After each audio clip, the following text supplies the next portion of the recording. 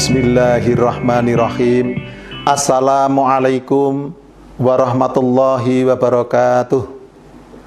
A'udzu billahi minasyaitonir rajim. Bismillahirrahmanirrahim. Alhamdulillahirabbil alamin. Alladzi khalaqal insana fi ahsani taqwim wa hadana ila siratil mustaqim wal aqibatu lil muttaqina wala udwana illa 'alal zalimin. Nahmaduhu wa nasta'inuhu wa nastaghfiruhu wa natubu ilaih wa na'udzu billahi min syururi anfusina wa sayyiati a'malina may yahdihillahu fahuwal muhtadi wa may yudlil fa ulaika humul khasirun. Asyhadu an la ilaha illallah wahdahu la syarika lahu wa la na'budu illa iyyah wa asyhadu anna Muhammadan abduhu wa rasuluhu alladzi la nabiyya ba'dah. Allahumma sholli wa sallim wa barik ala hadzal nabil karim nabiyyina Muhammadin wa ala alihi wa sahbihi wa dzurriyyatihi wa man tabi'ahu bi sunnati ila yaumiddin amma ba'd. Qala Allah ta'ala fi kitabil karim a'udzu billahi minasyaitonir rajim ya ayyuhalladzina amanu taqullaha haqqa tuqatih wa la tamutunna illa wa antum muslimun. Shadaqal azim wa astaqul qailin.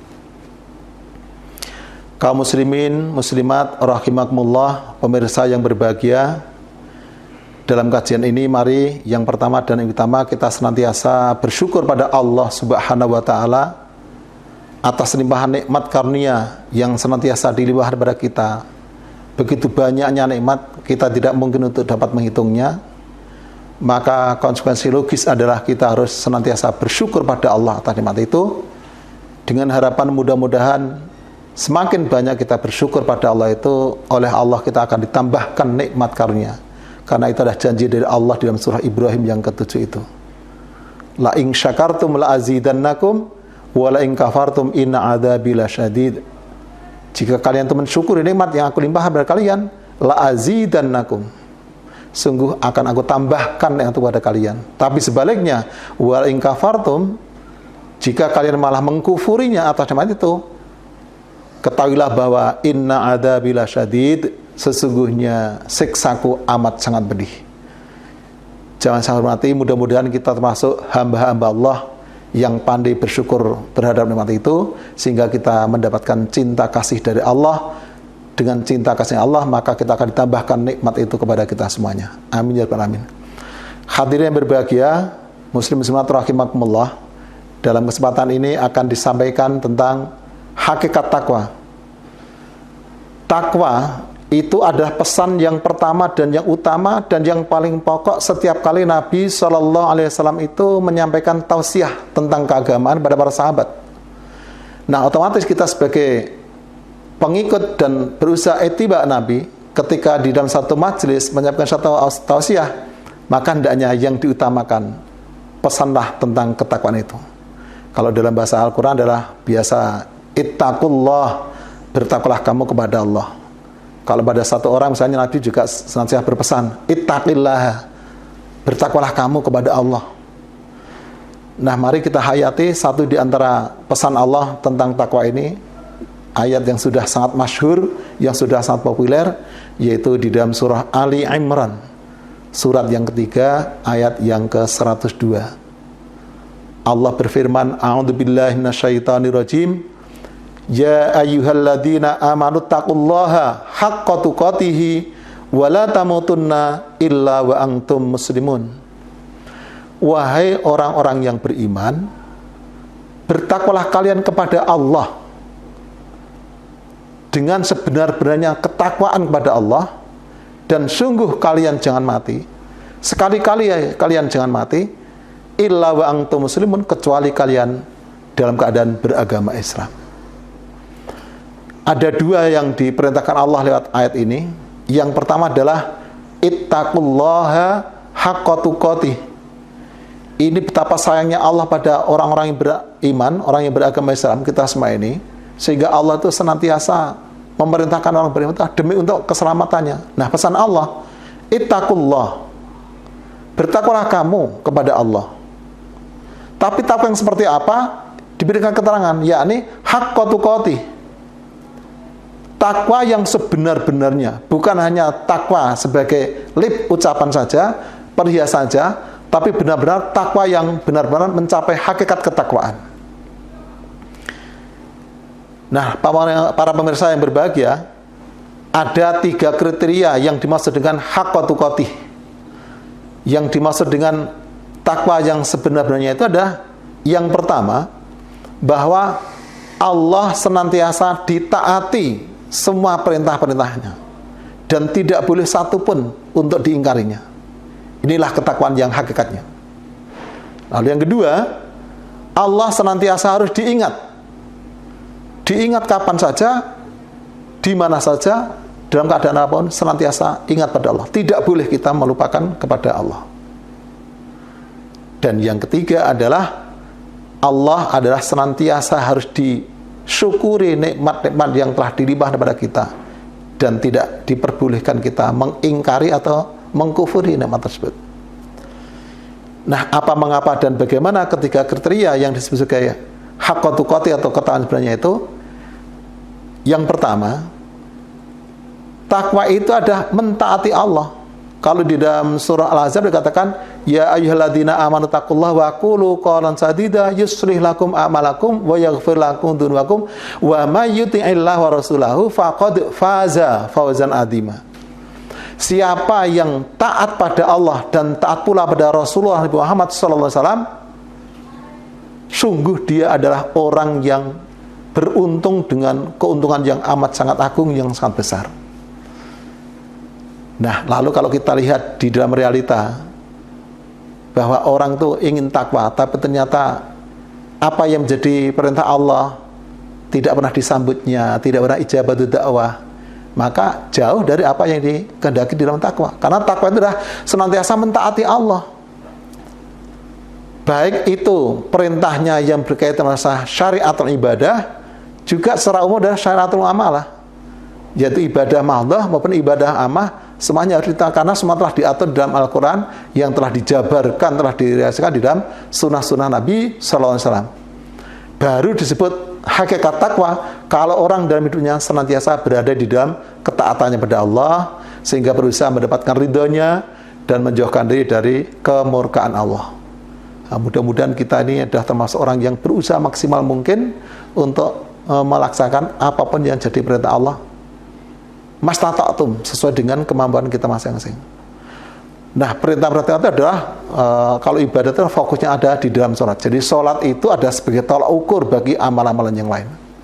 Jadi sejauh manakah ketaatan hamba atau orang beriman pada Allah itu, lihatlah sholat kesiranya, sholat yang 5 waktu, ini sebagai tolak ukur ketaatannya kepada Allah. Nah, ketika sholatnya bagus, ketaatannya sholatnya bagus, mulai dari mengerjakan sholat sebagus-bagusnya, memelihara waktu di awal waktu yang sebagus-bagusnya, kemudian juga hadir hati ketika mengerjakan, ikhlas, tawadu, tadarru, khufyah, dan sebagainya, bahkan juga diterjemahkan dalam kehidupan nyata, maka ini baru sebagai sholat yang baik. Nah, kalau sholatnya baik, ini sebagai tolak ukur bagi amal yang lain.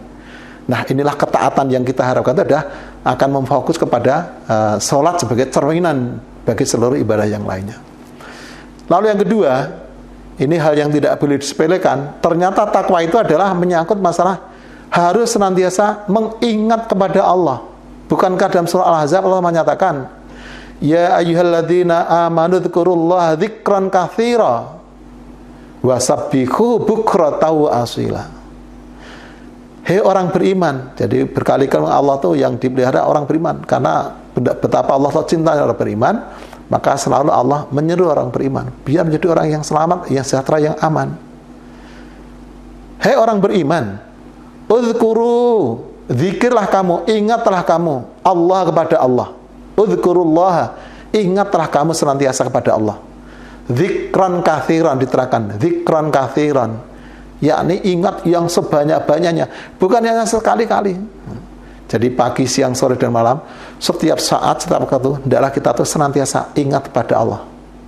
Kalau dalam surah Al-Jumu'ah itu adalah wadhkurullaha katsiran la'allakum tuflihun. Jadi kalau yang lengkap adalah fa idza qudiyatis sholatu fantashir fil ard wabtaghu min fadlillah wadhkurullaha katsiran la'allakum tuflihun. apabila telah selesai engkau tunaikan ibadah sholat itu, maka bertebaranlah kamu di muka bumi ini, dan carilah karunia yang diberikan Allah pada kalian, dan ingatlah kamu kepada Allah, zikirlah kamu kepada Allah dengan sebanyak-banyaknya. Dengan seperti itu, la'allakum tuflihun, mudah-mudahan kamu jadi orang yang berbahagia, beruntung. Jadi orang yang beruntung itu ada satu di antara indikasinya adalah kalau orang itu dalam kehidupannya, yaitu di setiap waktu, setiap saat diberikan itu senantiasa ingat kepada Allah. Wasabbihuhu bukratan wa asila, dan bertasbihlah kamu kepada Allah baik di waktu pagi maupun di waktu petang. Contohnya Nabi Ibrahim alaihissalam. Kenapa Nabi Ibrahim alaihissalam itu oleh Allah diberikan kedudukan khusus, yakni Ibrahim Khalilullah, Ibrahim kekasih Allah. Kenapa diberikan kedudukan yang sangat istimewa sebagai kedudukan Allah? Ternyata karena Nabi Ibrahim itu pagi, siang, atau setiap saat itu bertasbih kepada Allah.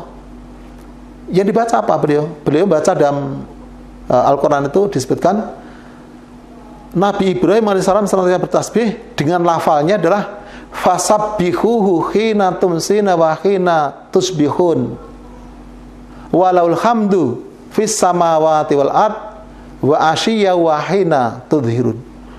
Nah, kalau kita ingin seperti kanjeng Nabi Ibrahim, seperti menjadi orang yang amat dikasihi Allah, ya banyak-banyak zikir yang sudah dilafalkan itu.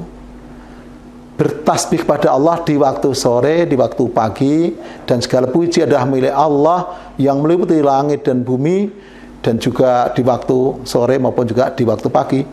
Jadi intinya, jamaah saya hormati, Allah senantiasa diingat kapan saja, di mana saja, dan keadaan Allah. Semakin banyak ingat kepada Allah, maka hidup kita akan menjadi tenang, tentram, bahagia, dijamin tentang secara mental spiritualnya menjadi orang yang bagus seperti itu.